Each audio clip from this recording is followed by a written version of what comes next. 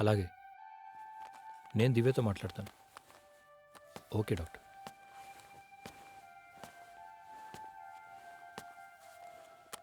Doctor రెడ్డితో మాట్లాడాను. తనకి ఇంపార్టెంట్ ఆపరేషన్ ఉండడం వల్ల రాలేకపోయానన్నారు. భవ్య డెత్ గురించి చాలా బాధపడ్డారు. అండ్ మోస్ట్ ఇంపార్టెంట్లీ డెహ్రాడూన్ వెళ్ళే లోపల నీ కంటి చెకప్ చేసుకోమన్నారు. దివ్య, నేను నీ ట్రీట్మెంట్ గురించి మాట్లాడుతున్నాను. ఎందుకని సైలెంట్గా ఉన్నావు? నాకెందుకో భవ్య మరణం సూసైడ్ అని అనిపించట్లేదు సందీప్. దివ్య ప్లీజ్, అది మాట్లాడడానికి ఇది టైం కాదు. మోర్ ఓవర్ అసలు ఏం జరిగిందో మనకు తెలియదు. ఏం జరిగిందో మనకి తెలీదు, కానీ ఏదో జరిగిందని మాత్రం తెలుస్తోంది. That is for sure.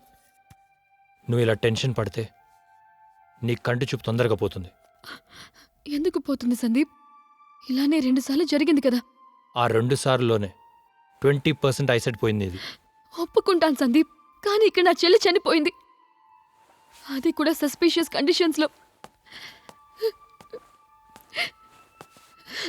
దివ్య, భవ్య అంటే నాకు కూడా చాలా ఇష్టం. అది నువ్వు మర్చిపోకు.